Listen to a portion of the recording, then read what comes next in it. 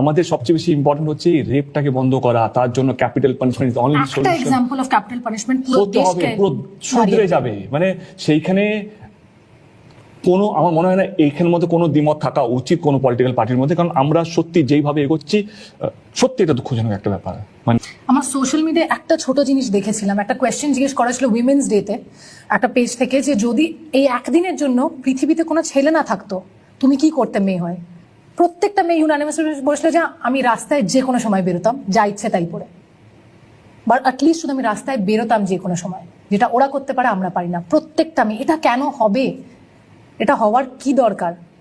Political game ব্যাপারটা actually this is the right word of any incident in India. কে এই একটা incident নিয়ে আমি কতটা গেইন করতে পারলাম, কেউ ভাবছে না কোন মেয়েটা কোন ছেলেটা। প্রত্যেকটা পলিটিক্যাল পার্টিকে সমস্ত কিছু জিনিসকে, মুদ্রাকে বা জিনিসকে সাইড রেখে, let's take this rape issue seriously, let's ban, let's come with some super Streak.